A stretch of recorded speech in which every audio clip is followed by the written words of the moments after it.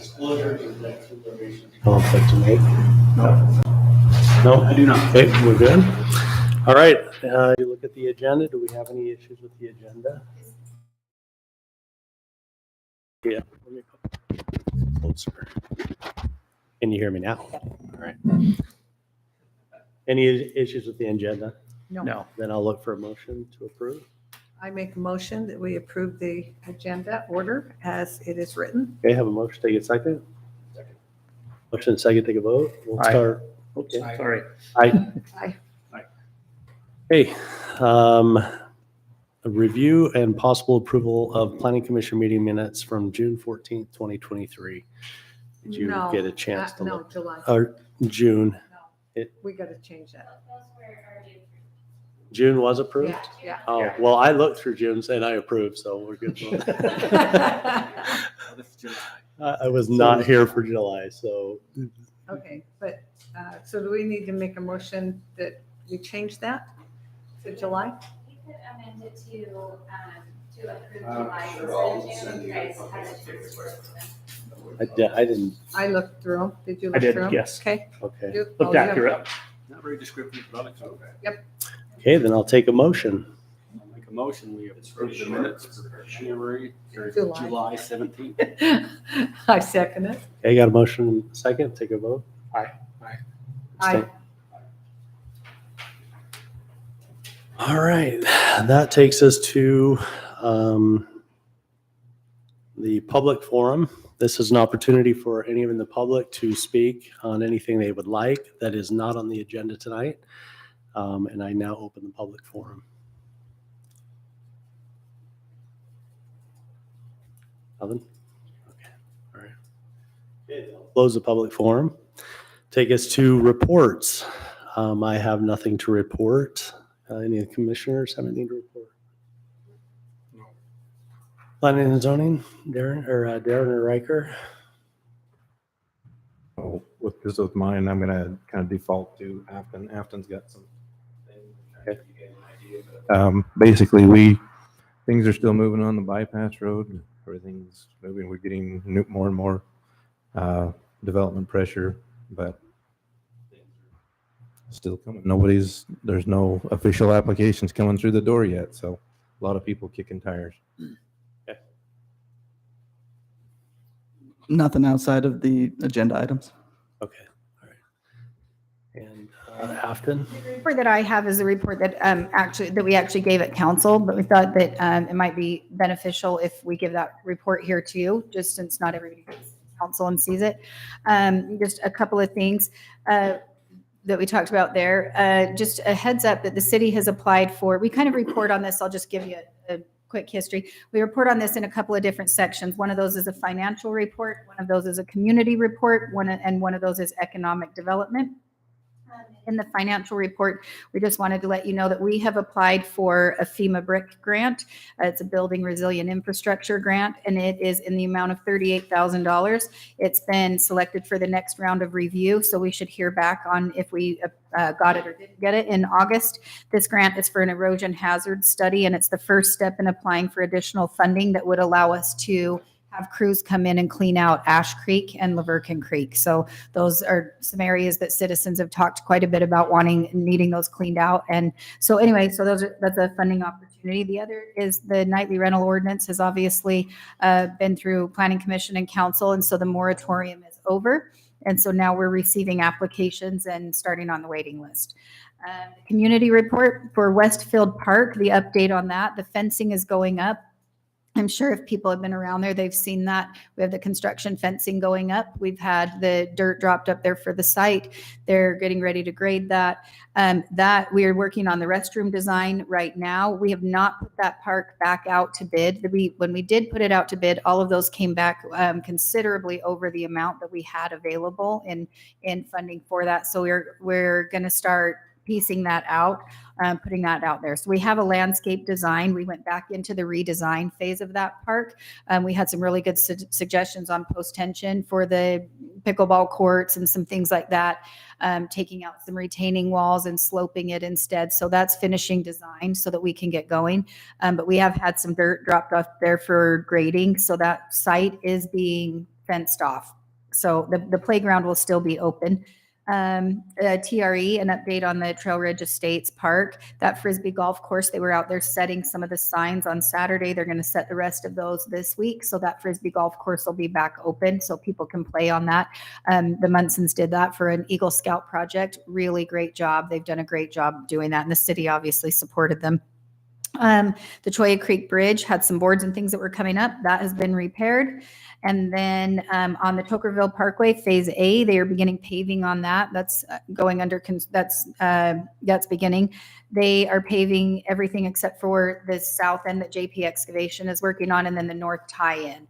And so that will be done as, the north and south tie-ins will be done as part of Phase B. That's obviously under construction. They've been doing blasting every other week or so, and that's going to continue until they have that, until they have the cut taken down. And then we also, with that, we had residents ask us if we would start putting that on social media when they were going to blast so that the residents around were aware. And so we've done that. And then the next thing is the Westfield Road extension that has been under construction. It's nearing completion. It's basically done. But that was a developer road. They went ahead and took care of that. Economic growth. We've been working on emergency preparedness. Riker's been attending meetings on that. We have a generator scheduled to be purchased by the end of the year for the town hall so that will stay, it can stay functioning. We bought, with our last round of funding, we bought generators for Springs Drive, and we bought the flashing signs and some things like that. So we're moving forward on that. We had some residents come that are going to be doing an readiness emergency. They don't want to call it emergency preparedness. They want to just call it readiness. They're going to be doing classes. Leif Bjornson is going to be heading those up. We're going to put that on our social media for them. They will be in the town hall. It'll run in once a week, and it will be 5 weeks, and then it will start again and rotate through that. So and then we have a new website that is coming. It's done by Civic Plus. Sarah Peart's been doing a ton of work on that. They are the web designer for the new website. We've been going over content with them, and that should go live on September 1st. It's super user-friendly, very streamlined. It's really pretty, especially compared to the old site that was a little bit more difficult to use. The general plan. We had the meeting with Sunrise Engineering. We've had our steering committee meetings, and the draft will be available at the next Planning Commission meeting. So you'll have that 10 days in advance because it will be a public hearing. So you'll see that at least 10 days in advance before the next Planning Commission meeting. So, and then depending on that, if you table it or possibly push it forward to council, and then it would have a public hearing at the council level also. One other thing that we wanted to make you aware of is I attend, it's called DTAC, and it's the Dixie Transportation Advisory Committee. And we operate similar to how Planning Commission is, if you think of it kind of compared to what Planning Commission is to City Council. And we make recommendations for road projects, long-term transportation plans. And we do that through the MPO with Five County. And in doing that, so I attend that meeting, and then when we make recommendations that move on to what is called DTEC, which is the the executive committee, or the Transportation Executive Committee. And then they vote on the action and take action. During this meeting, when I was at DTEC this last week, they had a presentation by Sitla. And Sitla is doing a land trade with the BLM. And Daisy, if you want to pull this up, the land trade that they're doing is Bears Ears. We felt like this was important to present to you just as a planning commission, so you would be aware. Will you zoom out a little bit so that Bears Ears is on the opposite side of the state, right? Yeah. What they're doing, you'll see all of those little kind of those magenta dots. Daisy, now you can scroll in a little bit. Those are all private parcels of ground that the BLM is going to be trading.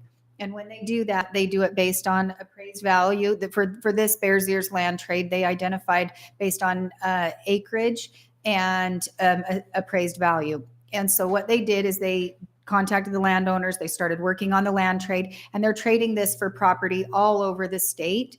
And some of the land that they're trading for with Sitla is in Tokerville city limits. So if you want to scroll over to the west side of the county, so it's important that what will happen is, so as the federal government BLM trades their land, and they're going to trade with Sitla. So Days, if you want to scroll to Tokerville's.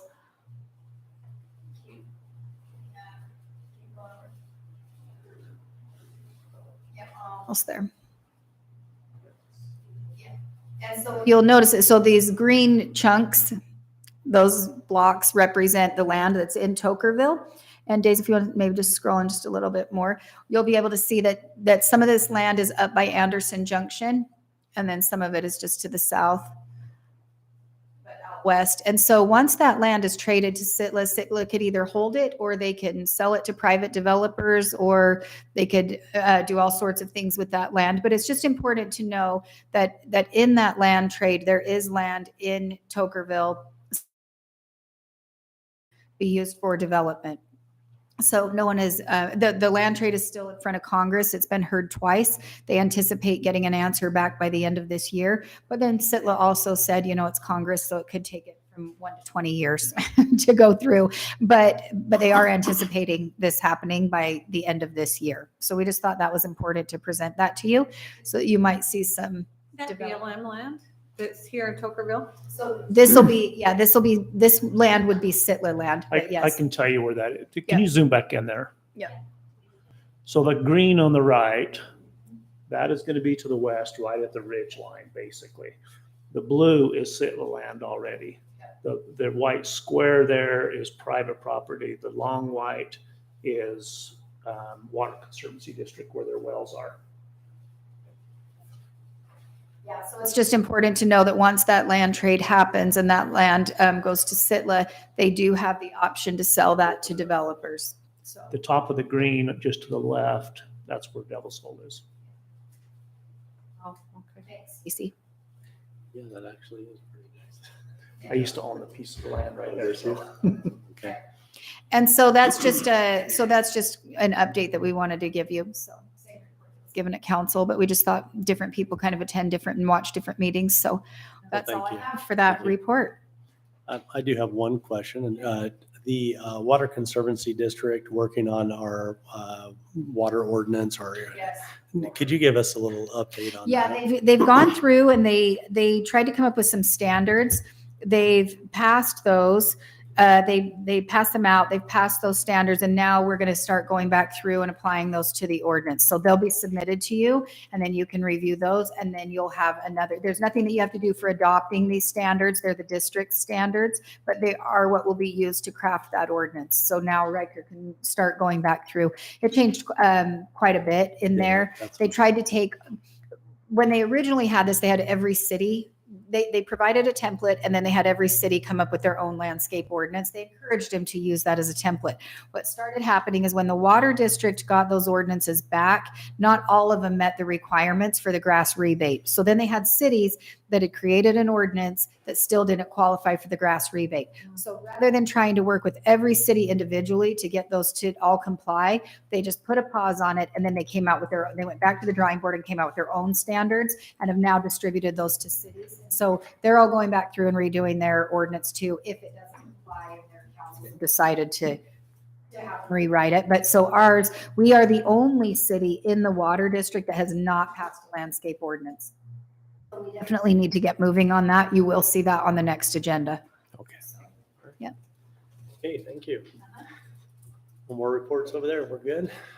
Okay, let's move to business items. Business item F1, discussion on preliminary site submitted by Sapp Brother Travel Center. Riker, you want to start off there, buddy? Yeah, so this project has previously received approval for preliminary site, but due to some changes to the site, is back before you for review and possible recommendation to the city council. Do note that before your recommendation was to the city council based on the application. So this is just the first step in many steps along the process. So we'll continue to, there's other things that will need to happen before it all goes through when they starting construction. Any questions from commissioners?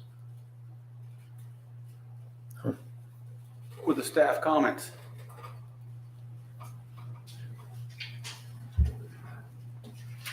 Staff report that was provided in the packet, I'll go ahead and read that. It says, this application has been deemed complete as per the requirements outlined in the preliminary site plan and Tocqueville City Code. Additional items to consider. This development must comply with the standards and specifications of the city as well as requirements from UDOT. In the design standards for construction and development under 10-21-5B, the following is stated. Natural informal landscape design should be used in the city rather than formal geometric designs. Different types of adjacent uses, both within and between developments, should be buffered, separated, or screened by extensive tree planting.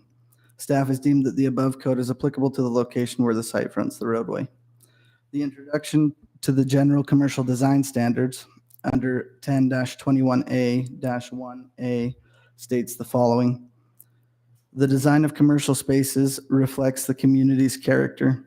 The care and attention paid to the design of commercial projects exhibits the city's pride in itself and contributes to its socioeconomic vitality. Staff recommends that the preliminary site, if recommended for approval, should be conditional on compliance with staff comments, the general commercial design standards, and the requirements from both UDOT and the city standards and specifications. I read that when your staff comments should come after your staff comments.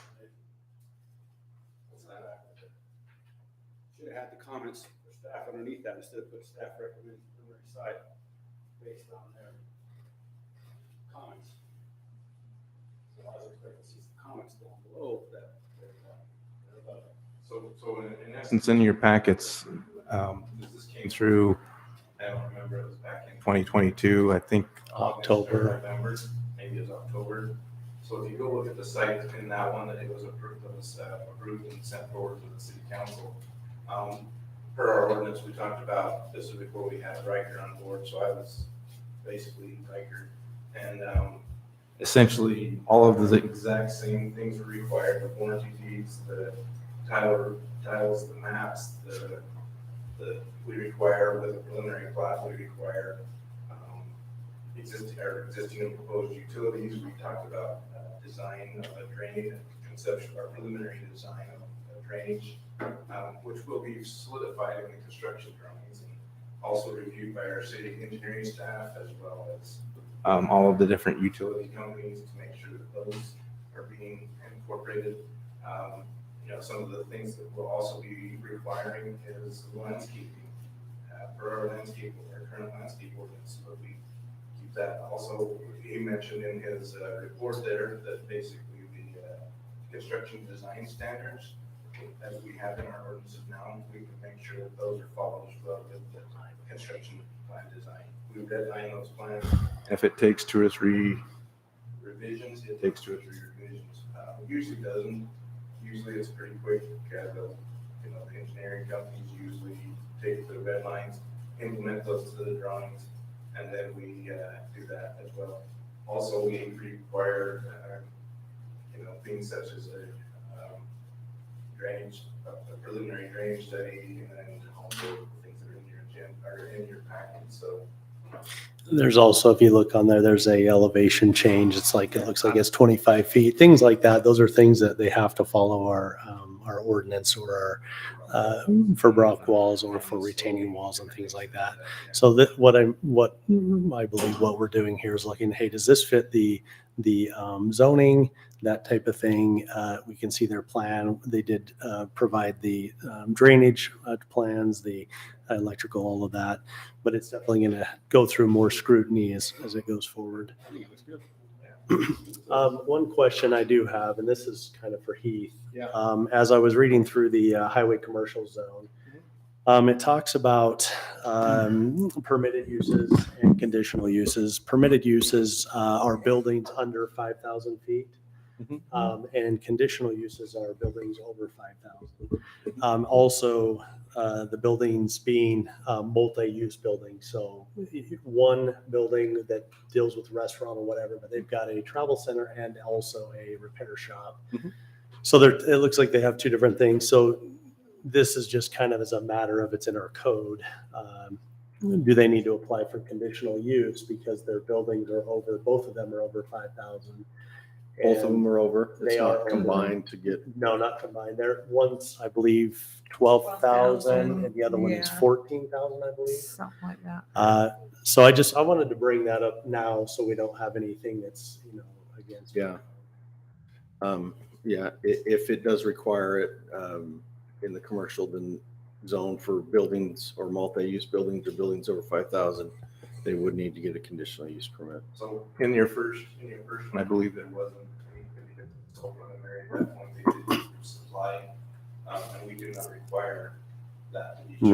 Right. As a courtesy, this time they show those sizes, and so that will be a next step. And I think it actually is good for them to hear it so they know where they're at. So, Yeah, so it's just, this, like I said, this is because when we kind of talk about, hey, this application is complete for the ordinance, it doesn't mean all the steps are complete at this Yes. point. It's Right. just this section of what we're finding. If the code requires them to come for a conditional use for building sizes, that will be next step, as well as construction drawings. That the section simultaneously. Yeah, but Darren, from a preliminary site plan perspective, we are essentially kind of giving them some vested rights in the general locations of their buildings, their access points, generally where parking lots and how travel will occur within the site. Question I have is I'm seeing two different site plans, one that shows the semi shop. They're the same? The original. They are? Are you looking at, You're comparing the original to the current, I might be. where the semi-truck was. Yeah. Semi-shop was in the back. If you go to the construction drawings, Daisy, there's, I think it's like sheet 3 or. He's talking about where it was in the first preliminary. See, because that one shows, to me, unless I'm oriented wrong on that, I see, State Route 17. north is to the left. It's to the left. Oh, shoot. And, Okay. They kind of flip that. Okay, I'm sorry. I was, It is, because I know that was some concern of the staff of where that shop is going to be located on the site. Well, so with our ordinance of screening and different things such as that, they're required to give us a drainage. They've got some contours and things. We can see that some of that shop will be set down a little bit lower than the existing grades. They're there. Also, the east or the west side will be set down a little bit lower as well. The parking lot that you're seeing there with this one. And I could let, Brett is. view into that direction. And so the highway commercial does state that screening all outdoor, I'll read it actually, all outdoor storage, vehicle, machinery, and equipment shall be screened and or out of public view as seen from state highways or interstate freeways and any roadway fronting or driveway providing access to the property on which it is stored. So those are going to be requirements that they're going to make, or we're going to request. Design standards. Yeah, exactly. Okay. Would you like to address this, please? If you could just state your name. Yeah, I'm Rhett with Alpha Engineering. So just here representing the applicant here. And so just here for whatever engineering questions you guys may have. Awesome. Do you have anything you'd like to say to us concerning our? I mean, we've been working, I know there's been quite a bit of communication with Darren on this project already to make sure that we are following the standards. Obviously, it was a little bit larger site beforehand. Now it has shrunk down, doing everything that we can to make sure that we're following the standards. That way we don't run into any issues. So that's about it. Okay. Anybody have any questions for him then? All right. Well, good job. Thanks. Thank you. Appreciate it.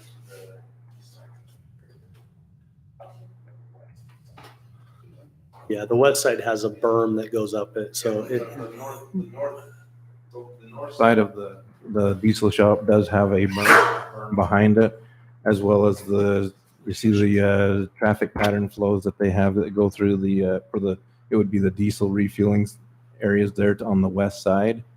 I don't know if you can kind of bring over to the left just a little bit, your cursor, quite a bit more to the left, right? Keep going right there. There. So those are the fueling, that's where the diesels fuel. Yeah, When you go to like a Maverick, you'll see they have those great big larger stalls for, that's what those are there. On that side, there's about a 25-foot cut with a 2-to-1 slope to the west. And we were looking at the ordinance with those retaining and slopes and things like that. We'll make sure that they follow that. The 2-to-1 slope is not terribly invasive. That's kind of an engineering standard, but there might be things that they need to do, landscaping and rehabilitation to that, so that it's not a big land eyesore. And it could be a rock-based wall, slope, or different things. But that's really when we're starting to get into that, you're starting to get into the meats and the weeds of the design and different things such as that. So what you are seeing is probably a 10 to 20% construction drawing in front of you right now. So we've got quite a bit more. Okay. Any commissioners have any questions on any of that? Are we ready to make a recommendation? Okay, I'll take a recommendation then, or a motion. Go ahead, Val. Okay, I make a motion that we approve the preliminary site plan for Sapp Brothers, business item number 1. Staff comments. With staff comments, right? Recommend it to city council for approval. That motion and second, take a vote. Aye. Aye. Aye.